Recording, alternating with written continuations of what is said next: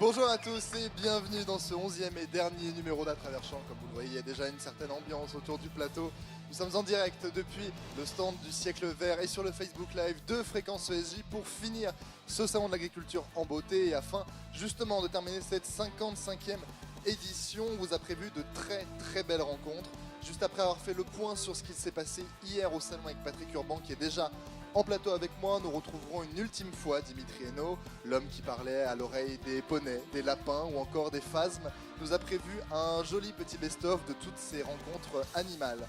Et on restera dans le thème animal tout à l'heure, puisque Yanis Darras sera avec un éleveur de moutons. Alors on le sait, le mouton entre laine, lait ou encore viande sont des animaux qui nous sont bien utiles et on parlera justement de tout ça avec Yanis et son invité. Et juste après, c'est Kevin l'héritier qui viendra nous parler d'escargots, même si, je vous l'avoue tout de suite, c'est pas vraiment Kevin qui viendra nous en parler, mais plutôt son invité avec qui il sera, tout ça dans quelques instants. En seconde partie d'émission, on va voyager vers le Pays Basque avec Garance Amespil. On s'attardera sur Piper Tegia, producteur de piment d'Espelette. Une seule chose à dire, c'est juste excellent et on a vraiment envie d'en savoir plus. Et Guillaume Charpin me rejoindra aussi en plateau pour parler de charcuterie. On ne se lasse plus d'en voir, d'en goûter et surtout d'en entendre parler par ces éleveurs tous aussi doués que sympathiques. Et enfin, on terminera cette émission avec Camille Garcette qui sera à mes côtés pour le dernier rap du salon. Ce sera juste après l'actualité du dernier jour du salon de l'agriculture avec Hugo Franceschi. Et pour l'occasion, Camille Garcette nous a réservé à tous une très belle surprise, mais chut, j'en dis pas plus, ce sera tout à l'heure. Et n'oubliez pas que vous pouvez réagir tout au long de l'émission sur les réseaux sociaux, sur la page Facebook, sur le Facebook Live que vous regardez peut-être en ce moment même, mais aussi sur Twitter, hashtag À Travers Champs, hashtag Fréquence ESJ, la 11e et dernière émission d'À Travers Champs. C'est en direct sur Fréquence ESJ et ça commence maintenant.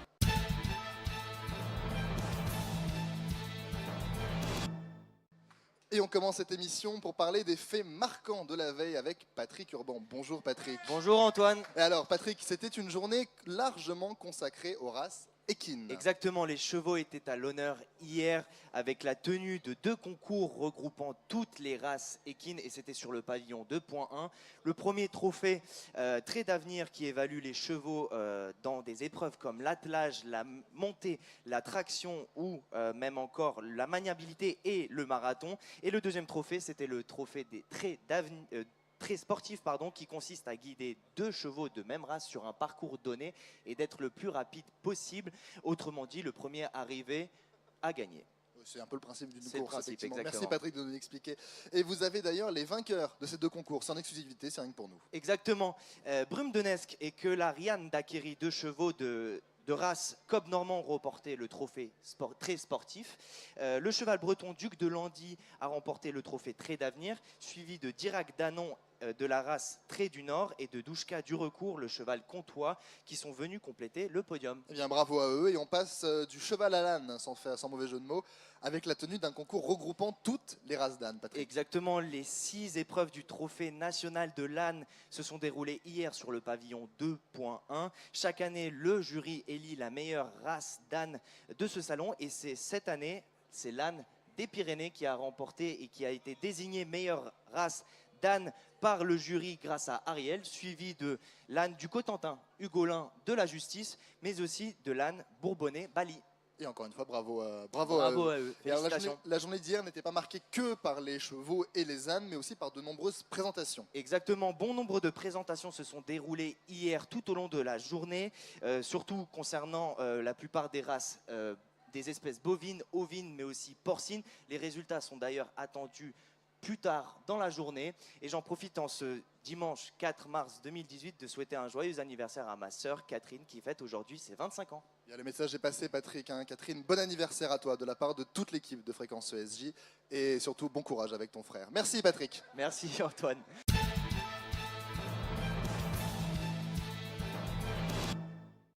Et c'est une vraie déception pour moi aujourd'hui puisque Dimitri Hainaut est avec moi, mais Dimitri Hainaut est seul aujourd'hui. Ouais. Venez nous faire un petit best-of de toutes les belles rencontres que vous avez faites et que nous avons tous fait en direct sur ce plateau pendant cette semaine. Exactement, une semaine assez remplie. Alors pour ceux qui n'ont pas suivi toutes les émissions, on a eu la chance d'avoir des poussins en plateau, 2 poneys, et pour ça évidemment il faut remercier Justine et Zoé avec leurs poneys, donc évidemment Rezeda et Canaille, qu'on n'oublie pas, et également pour les phasmes avec les poussins, Cyril Névaux qui est venu avec donc ses poussins et ses phasmes, également Jean-Claude Périquet avec son lapin qui nous a gentiment prêté. Voilà, donc il y a de tout. Il y a aussi Pascal et Frédéric qui sont venus hier avec leur chien guide, donc avec Jazz et Moustique. Alors vous comprenez. Hein. Oui, c'est vraiment la preuve. Au final, on voit tous ces animaux, les poussins et lapins, mais aussi les phasmes. On se rend compte que finalement, c'est de l'agriculture internationale et le mot est important. Oui. C'est vraiment des rencontres animales vraiment de tout type finalement. Sachant aussi que c'était la première année qu'il y avait des phasmes sur le salon. C'était la première année. Et le salon international de l'agriculture tient très bien son nom puisqu'il n'y a pas que ces animaux. On en compte plusieurs milliers. Quand vous venez au salon, vous le voyez très bien. Alors il y a de tout. J'ai fait une petite liste assez rapide. Alors, vous avez des vaches, des veaux, des taureaux, des moutons, des agneaux, des ânes, des chevaux, des poneys, des poules, des coqs, des lapins, des pigeons, des dindes, des dindons, des poussins, des phasmes, des lamas, des chameaux, des dromadaires et des yaks. On va laisser le rap à Camille Garcet. Voilà, on va arrêter le rap ici. Mais quoi qu'il en soit, voilà, vraiment la preuve de côté international, c'est qu'on peut voir des chameaux et des dromadaires et des lamas. Je vais être très honnête, j'ai essayé de ramener un lama. C'est pas possible. Voilà. C'est avec vous.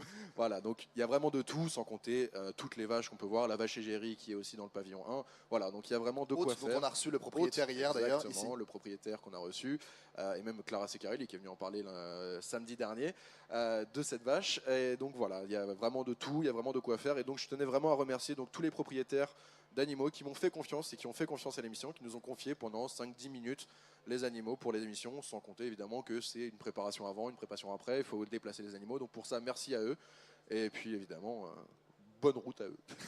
Voilà. Merci à vous Dimitri et nous de nous avoir présenté un peu tous ces animaux, d'avoir eu l'occasion j'en ai fait le plus possible, tous ces animaux, pas dans le sens évidemment tous les animaux possibles, mais d'avoir présenté tout cela, d'avoir pu justement faire ces rencontres, que ce soit vous à travers l'image ou nous même directement sur le plateau. Un grand merci à vous Dimitri Hainaut et bonne route à vous. Merci à vous Antoine, bonne route.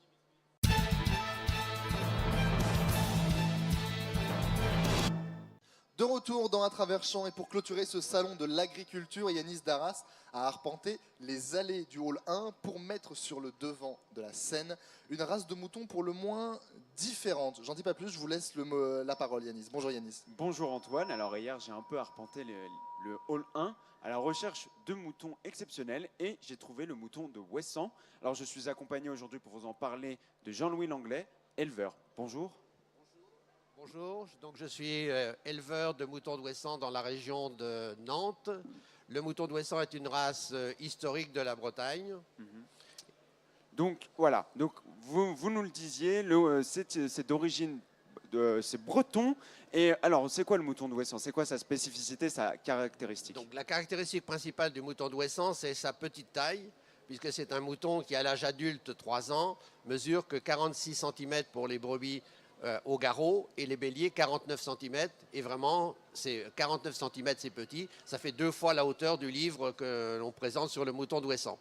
Alors c'est une espèce qui a failli disparaître au XXe siècle, comment vous l'avez sauvé? Donc le mouton d'Ouessant c'est une population qui était importante au XVIIIe siècle sur l'île, puisqu'à cette époque-là on comptait 6000 moutons, la population d'Ouessant était de 2000 personnes et sur l'île il y avait 5 tisserands donc qui travaillaient la laine. Et donc, c'était sur l'île pour sa laine et pour sa viande. Au fur et à mesure, à la fin du 19e siècle, c'est un animal qui n'était économiquement pas rentable puisqu'il avait de la laine noire qui n'était pas commercialisable et pas de viande. Donc, il y a eu des animaux qui ont été introduits sur l'île par croisement pour augmenter sa taille. Et aujourd'hui, quand on va sur l'île de Ouessant, on trouve encore 600 à 700 moutons, mais qui n'ont plus rien à voir avec la race proprement dite de Ouessant. C'est des moutons sur l'île de Ouessant, mais qui ne sont pas de race Ouessant. Et du coup, il y avait 3-4 spécimens, vous m'avez dit, dans les années 60. Et c'est comme ça, vous les avez réintroduits sur l'île? Donc au début du XXe siècle, finalement, c'est des châtelains qui, pour entretenir leur parc et jardin, ont pris ce petit mouton et ont perduré finalement cette race d'origine dans leur parc et jardin. Et en 70, quand on a commencé à s'intéresser à la relance des races menacées, on a retrouvé quelques spécimens justement dans les châteaux. Et en 1976, quand notre groupement a été créé, il restait en France 250 brebis pour juste, je dirais, maintenir la race. Et donc maintenant, on est 200 adhérents dans le groupement et on a à peu près 2000 brebis. La difficulté que l'on a, c'est de maintenir le troupeau dans sa petite taille, parce que naturellement, je dirais, les animaux qui sont sélectionnés ont tendance à grandir, alors que l'originalité du mouton d'Ouessant, c'est vraiment sa petite taille. Comment réagit le public face à des moutons aussi petits?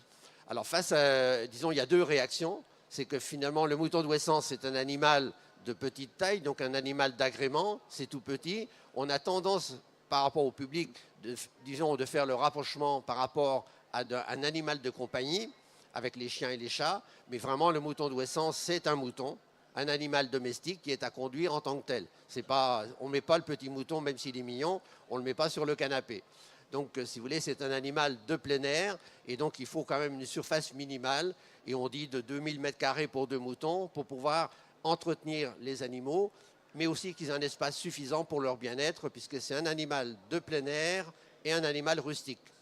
Il y a combien de spécimens qui sont exposés sur votre stand? Alors donc sur notre stand, on est avec 3 animaux, un bélier et 2 brebis, et donc c'est des animaux qui sont adultes de 3 ans, et le bélier fait 46 cm au garrot, les brebis 44 et 46, qui sont vraiment bien dans le standard par rapport à ce que l'on recherche. Comment les bêtes le vivent, le salon? Alors, est-ce qu'elles sont stressées? C'est la question que beaucoup de gens se posent. Est-ce que les bêtes sont stressées? Est-ce que vos bêtes, en tout cas, sont stressées? Disons que 10 jours enfermés comme ça par rapport au plein air, je dirais c'est une autre condition de vie par rapport aux animaux, comme pour les humains quand on est présent. Donc si vous voulez, on sent bien qu'aujourd'hui, les animaux sont fatigués. Enfin, il y a une lassitude. Dans 2 jours... Mais ils le vivent plutôt bien, alors, le salon. Le bien-être, si vous voulez, il y a le moindre mal. Donc, sur le plan du bien-être animal, je dirais que ce n'est pas l'excellence. Mais d'un autre côté, quand on veut faire la promotion d'une race, on ne peut pas, nous, humains, être seuls à représenter la race. Il faut bien des animaux sur place. Donc, je dirais, on fait une cote mal taillée. Nous, on a l'avantage d'avoir des animaux qui sont petits, puisque nos spécimens présentés pèsent entre 15 et 20 kilos, si vous voulez. Donc, une case, ils ont de l'espace par rapport à d'autres races les animaux font 70 à 80 kilos, et eux, ils ont beaucoup moins d'espace pour se mouvoir. Donc, au point de vue bien-être, si vous voulez, c'est 10 jours à passer, donc voilà. Si vous deviez résumer le salon de l'agriculture cette année en quelques mots, ça serait quoi pour votre espèce? Disons, pour notre espèce, c'est depuis 25 ans qu'on est présent au salon avec notre race. Si vous voulez, c'est vraiment une opportunité de présenter vraiment la race de mouton d'Ouessant et dans sa spécificité, puisqu'aujourd'hui, c'est une race qui est en vogue par rapport à l'agrément et également par rapport à l'éco-pâturage pour entretenir dans les jardins, dans les zones industrielles. Et donc, on trouve des animaux dits de Ouessant qui finalement sont beaucoup plus grands en taille. Donc, c'est vraiment de présenter la race telle qu'elle était, on pense, à la fin du 19e siècle sur l'île. Merci Yanis et merci à vous de nous avoir présenté un petit peu le mouton d'Ouessant. On a vu notamment votre livre qu'on a vu à l'image que vous vendez également. On vend sur le stand et c'est un livre que l'on a fait sur notre race à l'occasion des 40 ans de notre groupement. C'est une des façons ludiques de présenter l'animal, mais aussi son histoire et l'histoire de l'île de Ouessant, puisque les animaux, pendant 6 mois, vivent en pleine liberté, si vous voulez, sur l'île. Et donc, au mois de février, il y a toujours sur l'île de Ouessant la fête des moutons, qui est le rassemblement de tous les animaux pour, je dirais, la période estivale, où pendant ce temps-là, les animaux sont élevés au piquet pour protéger les cultures. Donc voilà, donc c'est un rythme saisonnier sur l'île, et tous les renseignements donc, sont fournis dans notre livre, écrit de façon ludique et agréable à lire, même pour les néophytes qui veulent avoir des renseignements aussi sur la vie sur Ouessant. Merci beaucoup de nous avoir présenté le mouton d'Ouessant et merci à vous Yanis. Merci Yanis Antoine.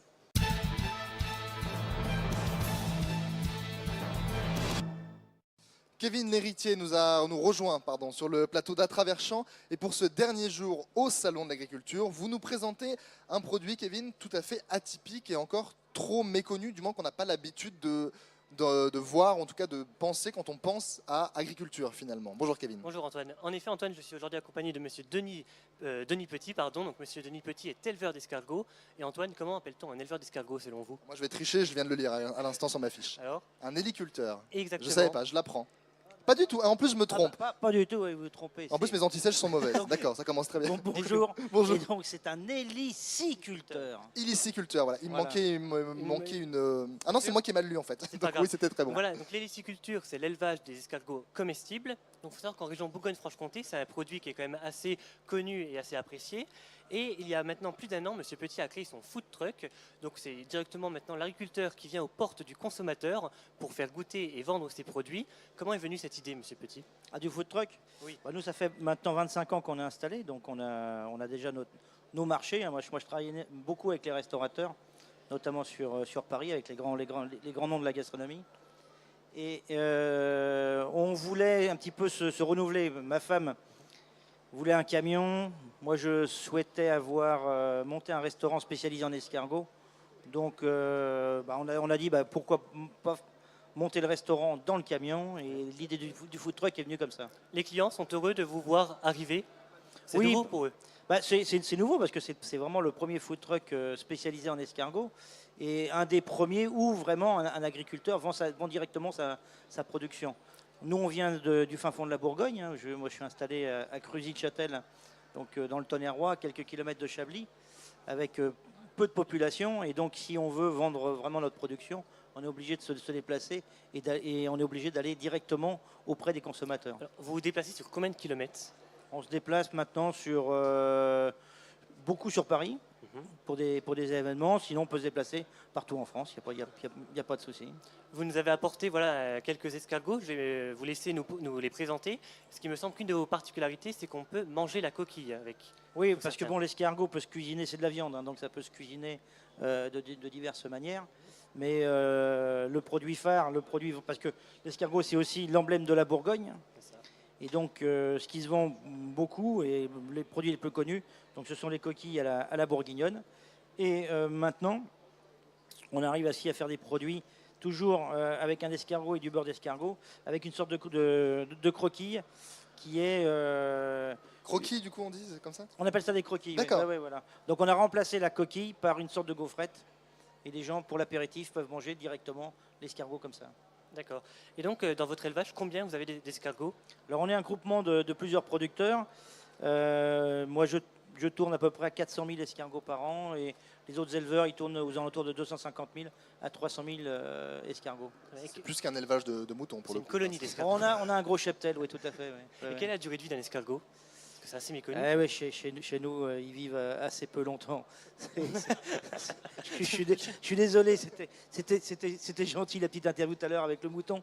Moi, ça va être beaucoup moins drôle. Nous, ils sont élevés en 4 mois. D'accord. Voilà, dans la nature, un escargot peut vivre à peu près 2-3 ans. Chez nous on les élève en 4 mois parce que nous, ils sont élevés. C'est-à-dire qu'ils vivent dans des conditions optimales. Donc, ils trouvent la nourriture tout de suite. Ils sont arrosés. Donc, ils ne vont faire que s'alimenter pendant toute la saison. Donc, la saison débute début mai et elle se termine au mois d'octobre. D'accord. Et donc, l'escargot, c'est encore un produit assez méconnu partout en France, ou vous trouvez que maintenant, c'est un peu plus diversifié? Non, c'est un produit culturel. Hein. Il faut quand même savoir qu'on en trouve dans beaucoup de tables à Noël. Ce qu'il faut maintenant, c'est les faire consommer toute l'année. Et donc, grâce au food truck, on peut créer des événements et les gens sont contents de pouvoir les consommer toute l'année. Mais c'est vrai que ça reste quand même un produit phare pour Noël. Je vois pour nous, on fait à peu près entre 30 et 40% de notre chiffre d'affaires sur la période de Noël. D'accord. Et avec quoi peut-on manger, par exemple, un plat d'escargot? Est-ce qu'il y a un accompagnement particulier que vous conseillez? Je vais vous dire, moi je suis de Chablis.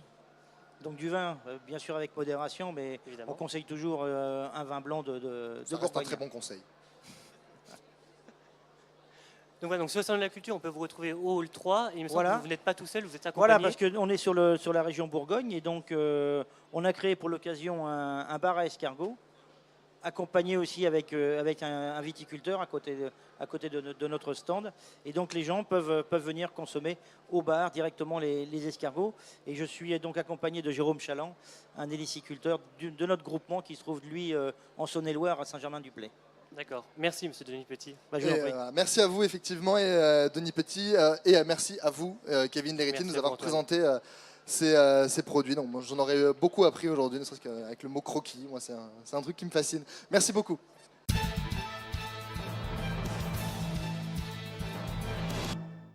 De retour sur le plateau d'Atraverchamps, et vous le voyez, je me suis fait un petit peu confisquer mon plateau, tout simplement, par deux invités qui vont nous parler un petit peu de leurs produits. Hein. Vous voyez ici un peu de piment d'Espelette, si vous arrivez à lire les étiquettes. Mais on va parler aussi de charcuterie dans quelques instants avec Guillaume Charpin et son invité. Mais tout de suite, en ce dernier jour, c'est Garance Amespil qui nous rejoint. Bonjour Garance. Bonjour Antoine. Et alors, en ce dernier jour, justement, vous faites un petit retour sur un produit que vous aimez particulièrement. Et attention, surprise, on parle de piment d'Espelette. Oui, surprise, c'est plus vraiment une surprise. Voilà, J'en ça l'est avais plus trop, déjà mais- parlé effectivement un petit peu plus tôt dans la semaine. Je reviens maintenant accompagné de Gilbert Dartaillette de la maison Bipertega. Bonjour Gilbert. Bonjour. Alors, est-ce que vous pouvez nous présenter un peu les produits que vous avez apportés aujourd'hui? Alors on a beaucoup, là. Il y en a beaucoup, énormément. Il y a une belle gamme. On a de la poudre de piment d'Espelette, donc on utilise partout en remplacement du poivre, qui n'est pas plus fort que le poivre. Malheureusement, ce piment fait peur, mais c'est voilà, c'est un produit Alors, qui pourquoi justement ce piment, il est si doux? c'est la variété Gorilla qui fait que c'est pas un piment qui est fort, quoi. C'est un piment à l'échelle de Scoville, il est à 4 sur 10 comme le poivre. C'est pas un piment qui est, mais ce mot piment fait peur aux gens. Alors, c'est Hélas. la seule épice qui est labellisée en France. Pourquoi il n'y a que cette épice-là qui est labellisée? Pourquoi? Mais parce que elle pousse chez nous. C'est vrai que on a ces 10 villages qui sont répertoriés et on a un sol, on a un climat qui fait que, on a du vent du sud qu'il n'y a pas ailleurs. Voilà. Voilà. Alors, il y a deux sortes de piments, les verts et les rouges. En quoi ils sont différents au niveau du goût? Alors, il y a 2 variétés de piment dans le Pays Basque. Il y a la variété Gorilla qui donne du piment d'Espelette donc dans la zone. Et il y a la variété de piment doux du Pays Basque et du Seignance et d'Anglette, si on peut dire, ce qui est doux, que l'on mange en salade avec la tomate, cuit à la plancha, en omelette, qui est doux. Voilà. Est-ce qu'il y a des réglementations particulières à respecter pour justement cultiver le piment d'Espelette?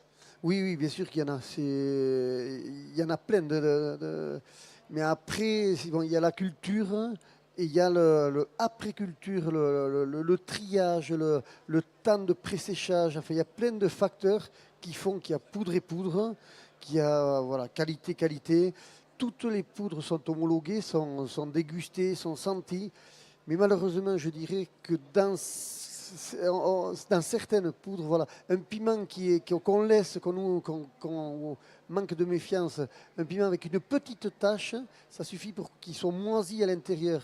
Et si le tri est mal fait, mais les moisissures sont dans la poudre et tant que le bocal est fermé, ça ne bouge pas. Mais dès que le client va commencer à ouvrir, fermer, là, la poudre peut très vite mal évoluer. Donc il faut être très vigilant, on le comprend. Par exemple, pour vous, la poudre de piment d'Espelette que vous commercialisez, combien de temps ça vous prend pour la faire? Pour la faire, alors, c'est récolté, c'est mis, donc nous on le trie avant de le passer en serre en pré-séchage. Pré-séchage, c'est sur le cahier des charges, c'est minimum 15 jours. On va facilement déraper à 3 semaines, 1 mois. Les derniers piments récoltés au 10 novembre, on les a passés au four au début janvier. Donc ça fait presque 2 mois, quoi. Plus on laisse pré-sécher, plus il y a de parfum. Et plus, par contre, il y a plus de pertes, mais plus il y a de parfum et plus elle est meilleure. Alors quelles conditions, c'est quoi les conditions parfaites qu'il faudrait pour cultiver un bon piment d'Espelette? C'est la météo. C'est un bon sol, c'est un sol qui vit. Donc déjà, il faut respecter le sol, Autrefois, nos vieux, entre guillemets, labouraient avec des vaches, avec des chevaux. Ils retournaient 10 cm de terre. Aujourd'hui, avec les charrues, on laboure, on tourne 20-25 cm de terre. Et en fait, la vie du sol, c'est 10-12 cm. Et quand on laboure, on tue toute la vie du sol. Nous, on ne laboure plus depuis 8 ans. Il faut le laisser vivre le sol Tout à en fait, fait. tout à fait. Nous, on ne laboure plus. On décompacte, mais on ne laboure plus. On laisse les couches là où elles sont. Alors dans l'équipe, je sais qu'il y a certaines personnes qui s'en souviennent, qui ont goûté votre tostade forte. Oui. Comment on arrive à avoir quelque chose d'aussi fort avec un piment qui est réputé très doux? Tout est question de dosage. Le piment d'Espelette, suivant la quantité que l'on met, ne peut juste parfumer sans que ça ne pique. Mais si on en met beaucoup, ça va relever. Alors vous, est-ce que vous avez des préférences, par exemple, pour utiliser dans certains plats, certains produits? Qu'est-ce que vous nous conseillerez, vous? Alors, nous, on utilise tout, bien sûr, dans notre cuisine. Alors, ce qui revient le plus souvent, donc, c'est soit la poudre, soit le sel au piment. Le sel au piment que l'on a dosé à 20% de piment d'Espelette et qui est important parce que voilà, on trouve beaucoup de sel, pour moi sous-dosé, ou en sale. Là, on sale et on pimente, on fait d'une pierre deux coups. Donc notre sel, eh bien, on l'a à table, on va sur un œuf au plat, on va l'utiliser très facilement. Après, voilà, il y en a la sauce au vinaigre, la sauce gochoki, qui, elle, c'est midi et soir qu'elle est à table. C'est sur une viande, un poisson, également en guise de vinaigrette sur les crudités. Après la gelée du piment d'Espelette qu'on marie très facilement. À toute heure, partout en fait. Voilà. C'est ça. Et puis le piment d'Espelette, c'est bon pour la santé. Donc, autant en abuser finalement. voilà, exactement. Voilà. Mais j'ai eu 2 personnes cette semaine, enfin, alors je dirais plus la maladie qu'ils ont. Une, c'est le syndrome de je ne sais pas quoi. Elle se soigne donc avec l'aloe vera et le piment d'Espelette. Et une autre qui a eu un cancer et qui prend énormément de piment aujourd'hui pour combattre le cancer. Ouais. On lui souhaite un beau rétablissement évidemment. Et puis bon, bah, finalement, piment d'Espelette, autant à consommer sans modération. Tout à fait. Merci beaucoup à vous de nous avoir présenté tous ces produits et merci à vous Garance. Merci Antoine, merci Gilbert. De rien.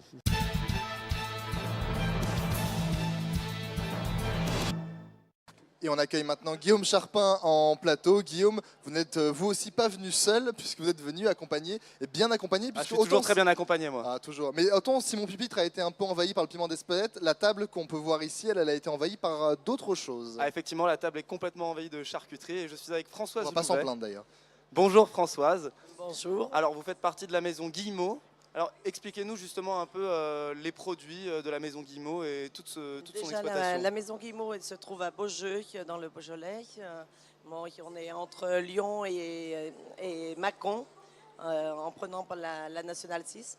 Bon, la charcuterie, bien sûr, est à base de Beaujolais. Là, ici, vous avez du sabaudet. Le sabaudet qui est un saucisson de tête de cochon. Et le lard, bien entendu. Autrement, vous avez le saucisson lyonnais qui est réputé. Et tout ça, toutes ces charcuteries qui sont noires, aspect noir comme ça, parce qu'elles sont marinées avec le gène. Le gène, c'est donc quand on vendange, c'est ce qui reste, la grappe avec les pépins. Donc on laisse mariner toute cette charcuterie pendant 5 jours.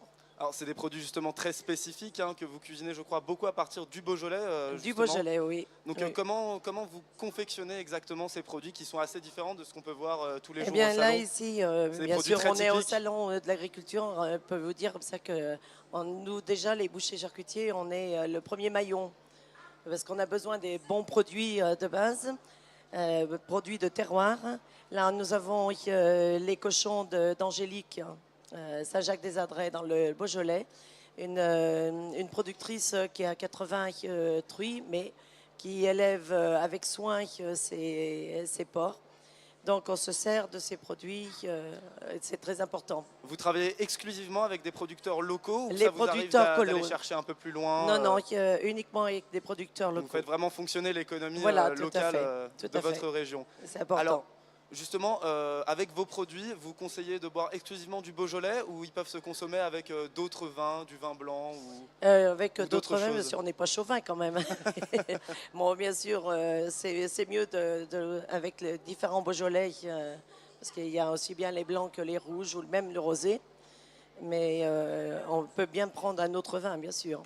Alors, par rapport à de la charcuterie, on va dire plus classique, pourquoi conseillerez-vous les gens ici au salon de venir choisir vos produits qui sont assez spécifiques, qui sont cuisinés avec du vin? On n'a pas forcément l'habitude de voir de la charcuterie qui est cuisinée en plus avec le vin. Pourquoi vous conseillerez de venir vers vos produits? Parce que déjà, c'est déjà des produits artisanaux. C'est nous qui le faisons de A à Z. C'est déjà sélectionner le produit de base et c'est de l'authenticité, je veux dire. Bien sélectionner l'animal jusqu'à la production. Voilà, production et c'est les anciennes recettes qu'on garde. Alors, naturel. la maison Guillemot, c'est une exploitation familiale ou c'est vraiment une exploitation Non, qui s'est agrandie au cours du Jean-Michel temps? Guillemot a commencé, ça fait déjà un peu plus de 30 ans, il a commencé uniquement, il avait un élevage de bovins et il était boucher bien entendu, il avait sa petite boucherie et il est monté dans le Beaujolais développer son C'est au affaire. fur et à mesure que, Voilà. que la, Donc que la il maison a, s'est il a agrandie. trois boutiques, une en Saône-et-Loire et donc 2 dans le département du Rhône. Alors une question qui va peut-être un peu fâcher, mais entre le saucisson et le boudin, qu'est-ce que vous conseillerez? Est-ce qu'il vaut mieux manger du saucisson exclusivement, du boudin ou les deux? Non, j'aurais peut-être fait pour le saucisson, que ce soit le sec ou le saucisson lyonnais. Je suis assez Le d'accord avec saucisson vous. à Je suis plus cuire. un fan du saucisson que du boudin. Parce que bon, le saucisson sec, c'est pour l'apéritif, hein, qu'on peut déguster bien sûr avec le Beaujolais Bien ou sûr. même avec un autre apéritif. Le saucisson à cuire, vous pouvez le faire traditionnellement à l'eau, mais le plus courant chez nous, c'est de le faire rôtir avec un peu d'échalote, émincé d'échalote, du Beaujolais blanc ou du Beaujolais rouge. Sinon, bon, en brioche. Alors, comme quoi, on a différentes recettes. En plus de la charcuterie, on peut faire des très très bons plats, des très bonnes recettes. Bien sûr. S'il n'y avait qu'un seul produit dans toute la maison Guillemot que vous devriez retenir et vous devriez nous montrer, ce serait lequel? Ce serait plutôt le saucisson, Le vin. saucisson et les andouillettes. Vraiment. Les andouillettes qui sont faites avec la fraise de veau et la panse de veau. Eh bien voilà, vous avez votre réponse, Guillaume Charpin. Merci à vous de nous avoir présenté Merci vos beaucoup produits. Françoise. Et merci à vous, Guillaume. On peut vous retrouver Ah. sur quel stand? Quand même, c'est important. Oui, à c'est vrai, préciser. c'est important. Même, tous les deux. Voilà, vous pouvez nous retrouver sur le stand du Beaujolais, Qui est dans le hall 3. le hall 3. Vous avez voilà. encore Et toute vous la aussi, journée, le donc hall 3 dépêchez-vous. Pays Basque.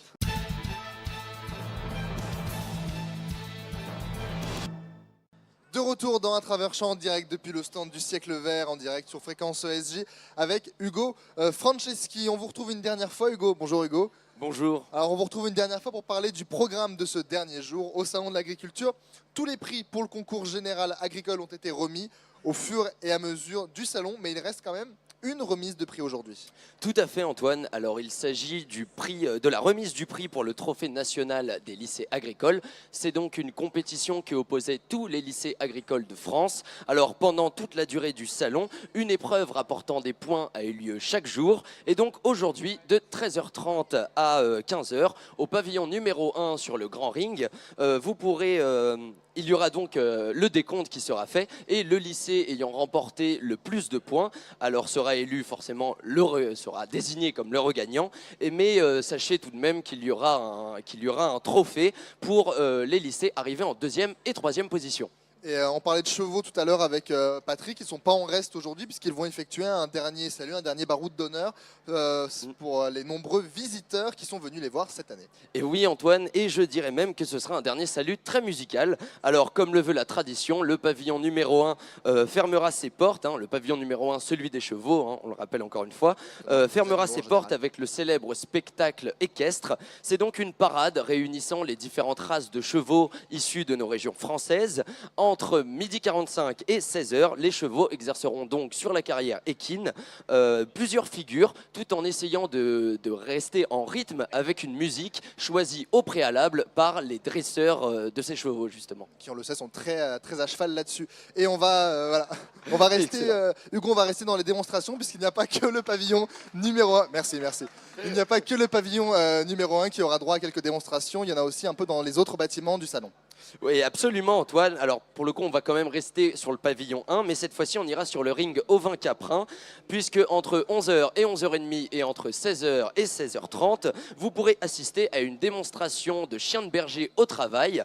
Alors pour cette démonstration, c'est tout simple. Plusieurs moutons seront lâchés sur le ring et un chien de berger devra tout simplement rassembler ces moutons et les faire avancer ensemble. Il sera tout seul, il n'y aura aucun berger avec lui sur le ring. Et si vous êtes curieux, toujours au même endroit, donc pavillon 1 sur le ring Auvin-Caprin, vous pourrez voir une démonstration de tonte des moutons qui se déroulera donc de 15h à 15h30. J'ai pas de jeu de mots là. Et enfin pour le dernier jour, Hugo, votre dernier bon plan de l'année, c'est par rapport aux visiteurs justement, on fait jouer un peu les visiteurs. C'est exactement ça Antoine. Alors comme chaque année, le grand quiz de fin de salon aura lieu toujours au pavillon numéro 1 sur le ring de présentation. Il se déroulera de 10h30 jusqu'à 16h et vous pouvez tous y participer. Vous pourrez y gagner des briquets, des bracelets, des t-shirts et encore plein d'autres lots pour se souvenir de cette superbe 55e édition du Salon de l'Agriculture.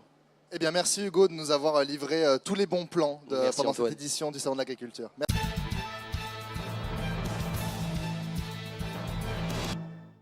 surprise. Voilà, on est de l'autre côté du stand du siècle vert. Je suis derrière toute l'équipe qui est derrière moi, tous les chroniqueurs qui ont pu être là aujourd'hui. Mais je suis aussi avec Camille. Je vous l'avais promis, hein, Camille, il est là. Bonjour. Salut, Camille. Ça va?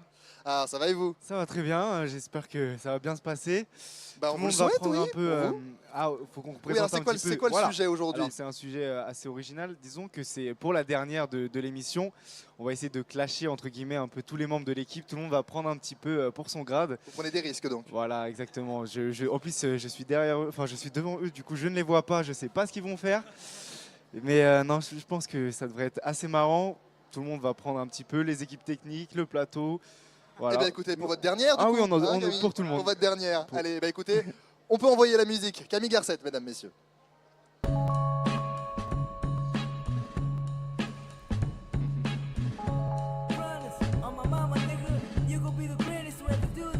Les absents ont toujours tort, donc c'est par là que je vais commencer. Antoine Bourlon, t'es le premier à y passer. Un vrai mec du sud, il fait boire ses invités. Mais au bout du deuxième jour, on l'a retrouvé bourré. Parce qu'il en faut un, Kevin le campagnard. Quand il vient à Paris, il lui faut le guide du routard. Patrick, j'avoue, ouais, t'es un bon poteau. Du coup, de ta meuf, tu me passeras le numéro. Hugo, hier, j'ai vu que t'es un fragile. Si je te dis vert, j'espère que tu restes tranquille. Car en ça m'esprit, faudrait penser à dormir. Tu réveillerais des morts avec ta tête de zombie. Jérémy, je suis obligé de te faire la remarque. T'es Marseillais, mais t'es tous les week-ends au parc. Yanis, au bout d'un seul verre, t'es mort.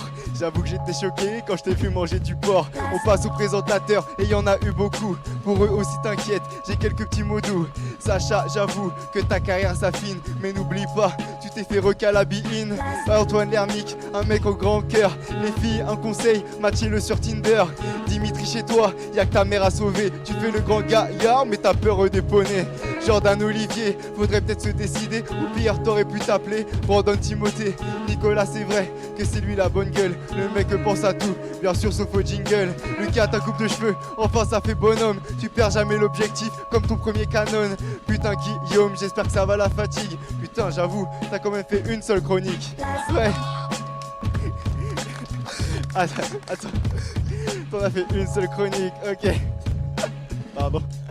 Hey, j'en arrive avec la consécration en termes de beau free. Il n'y a pas de compétition, Benjamin. N'oublie pas de faire attention, ton humour de merde à consommer modération. Une équipe en or, franchement, vous êtes sympa. Je vous aime encore plus quand vous êtes pas là. Merci l'équipe technique, on s'est pas parfait tout le temps. J'imagine que vous aussi, vous êtes étudiant. Jean-Paul, vous avez vraiment un bon... Jean-Paul, vous avez vraiment un bon cœur. D'ailleurs, en ce moment, je cherche un producteur. Yamina, j'irai au fond de la campagne, en Auvergne, pour sabrer le bon champagne. J'en place une pour mes potes d'Enedis. Allez, sans rancune, on oublie pour la police. J'espère que j'oublie personne, tout le monde est bienvenu. Allez, on se retrouve l'année prochaine. Merci Delphine pour ce merveilleux accueil. On se revoit ici, même endroit, même heure. Camille Garcette, on peut l'applaudir très fort. Oh là là. Vous allez avoir des problèmes, Camille, quand même. Ah, là, je crois. c'était fastidieux. Je vous avoue que c'était un peu. J'ai senti une vague de haine derrière moi et c'était. J'en tremble un peu. Je suis pas sûr, Ah, mais bon, c'était- quand même après, j'irai quand même chercher un avocat. Moi, si C'était j'étais vous. Mais sportif. C'était votre C'était très dernière, sportif. c'était très bien. Votre Bah, dernière, merci. tout court. Merci Merci, un grand merci à Camille Garcette.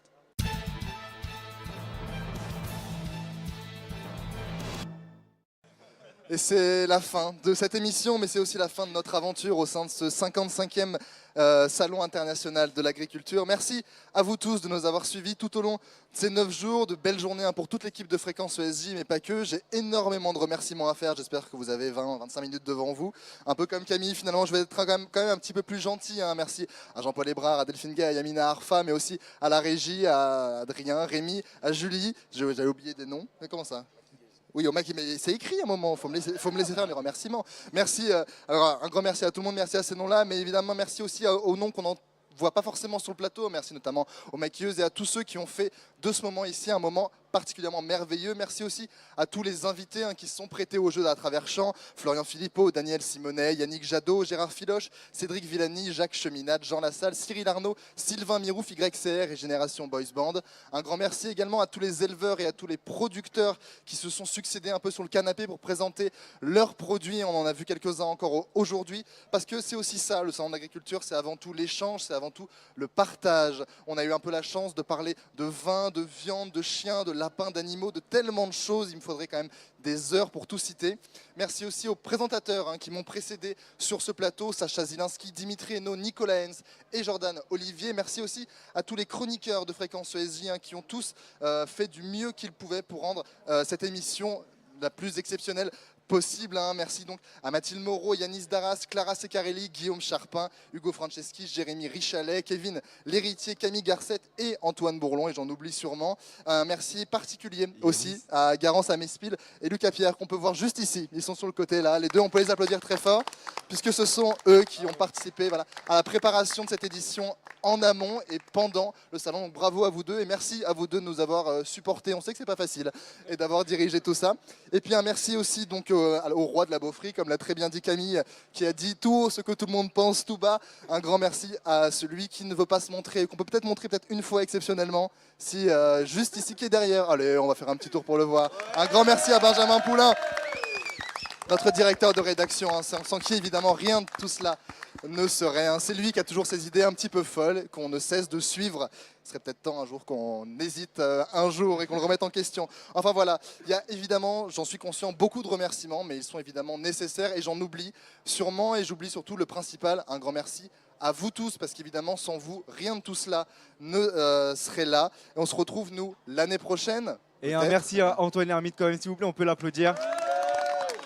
Avant de se quitter. Voilà, avant de se quitter. Et d'ici l'année prochaine, je vous souhaite à tous une excellente fin de salon. Merci à vous tous.